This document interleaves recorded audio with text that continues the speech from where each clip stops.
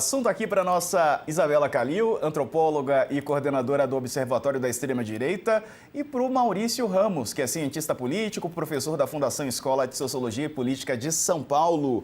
Bom dia, gente, tudo bem? Obrigado por nos atenderem aqui no feriado. Calil, atos mais esvaziados, mas tem sido assim nos últimos anos, né? Esses atos sindicais não têm levado muita gente. Tem toda uma questão também desses novos formatos de trabalho, né? Os sindicatos perderam força aí nos últimos anos. De qualquer maneira, é um dia importante, né, para o trabalhador brasileiro, e tem essa questão da escala 6x1, que me parece que é a principal demanda e a principal aposta para esse dia. Bom dia mais uma vez. Bom dia, Diego. Bom dia, professor Maurício, todo mundo que nos acompanha nesse feriado. Tem, de fato, você tem razão, tem um esvaziamento histórico, né, no 1º de maio. O 1º de maio é uma data histórica, né, do ponto de vista de não só de lutas de trabalhadores ou do campo da esquerda, mas do processo de redemocratização mesmo do país. O 1º de maio é uma data muito importante. Mas o que tem acontecido? Desde o ano de 2024, a gente tem tido atos do 1º de maio mais esvaziados.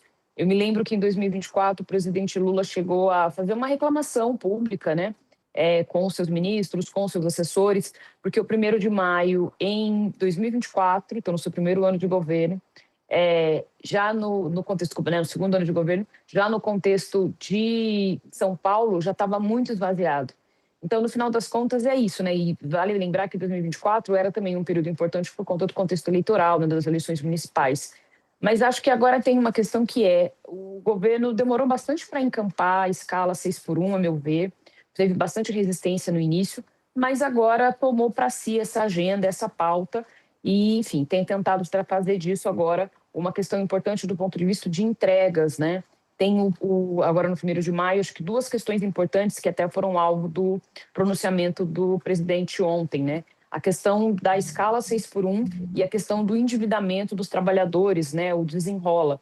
Não sei se a gente vai ter tempo aqui de falar, mas são 2 agendas que eu acho que elas estão conectadas e que são relevantes e que o governo aparentemente vai investir pesado agora como projeto, né, para pensar uma potencial reeleição.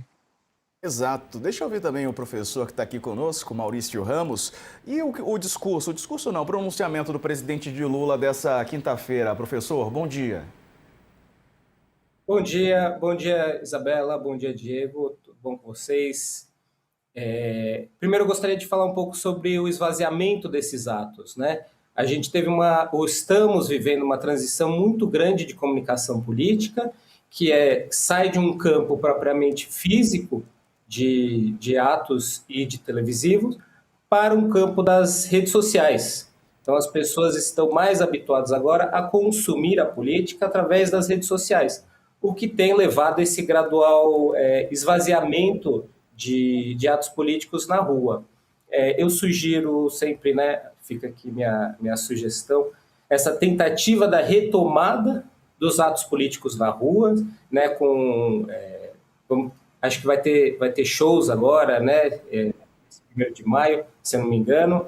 Então, mais uma tentativa de reaproximar esse público de uma forma presencial. É isso que está faltando, eu acho que principalmente para esses partidos de esquerda, essa luta presencial, essa proximidade com a população é algo que tem deixado a desejar frente a essa mudança de relacionamento com o eleitorado, que vai de uma transição presencial e televisiva para as redes sociais. Exatamente. Eu queria aproveitar também e pegar a palavra da Calil sobre o que disse o presidente Lula. Calil, ele reforçou a escala 6x1, que é a principal bandeira. Queria te ouvir também nesse sentido, Calil, sobre a expectativa para os posicionamentos da oposição, né, que tem falado sobre uma espécie de recompensa para as empresas, uma espécie de bolsa patrão, né, para bancar aí o fim da escala 6x1, mas os integrantes do governo, o próprio ministro da Economia, da Fazenda, que é o Dario Durigan, disse que isso está fora de cogitação. A oposição mudou digamos, de estratégia, né? No início eram contra. Eu me lembro que teve um caso que a gente até comentou aqui no UOL, que foi um caso bem emblemático, que foi o caso do Nicolas Ferreira, que se colocou contra né? Quando, por exemplo, outras pessoas, como o caso o Cleitinho, né, em Minas Gerais, tinha se colocado a favor. E aí o que acontece? Ele foi muito pressionado, o Nicolas Ferreira, pela sua base. E uma das coisas que me chamou bastante atenção, inclusive quando fui acompanhando, né, a reação dos eleitores, era que, basicamente, a escala 6x1 não é só uma questão de trabalho, né, só de, digamos, que tem a ver com relação patrão-empregado.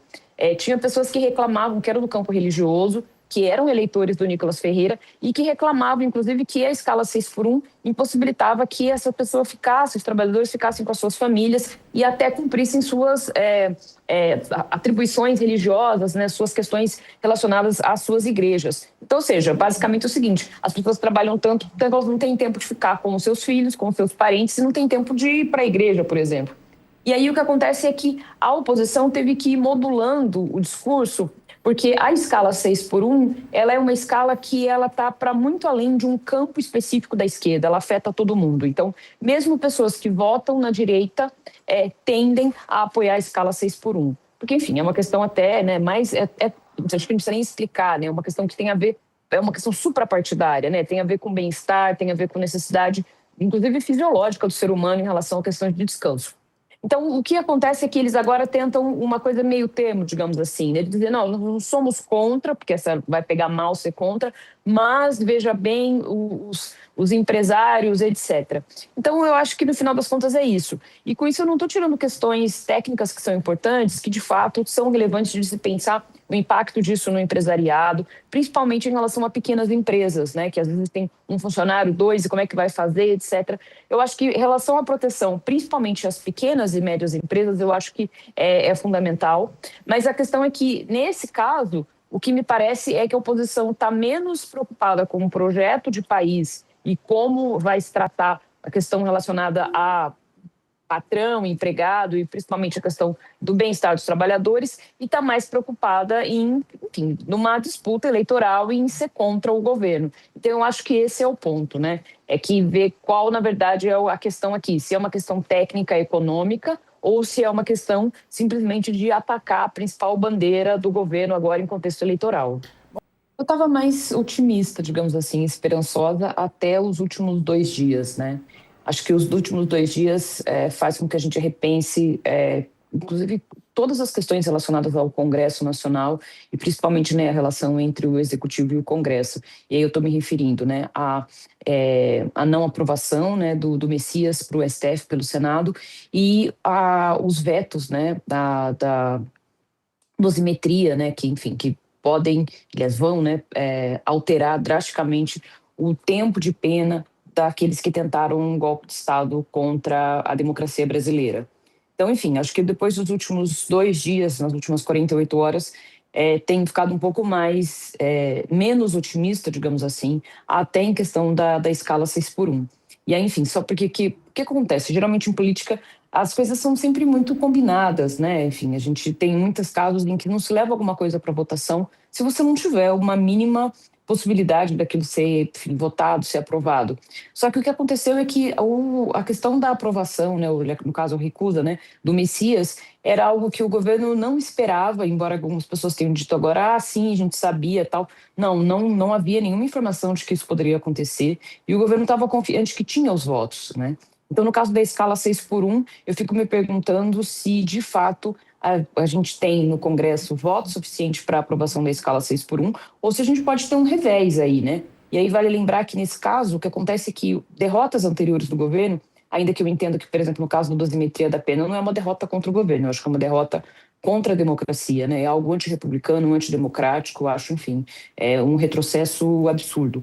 Mas, de qualquer forma, o que acontece é que quanto mais vai sendo visto como enfraquecido, né, pelo Congresso o governo, mais vão tendo mais possibilidades de atuar contra, por exemplo, o caso da escala 6x1, como você mesmo falou, como a gente tem comentado aqui, que tem um lobby forte, principalmente de grandes empresários. Então eu estou bem menos otimista do que eu estava há 2, 3 dias atrás.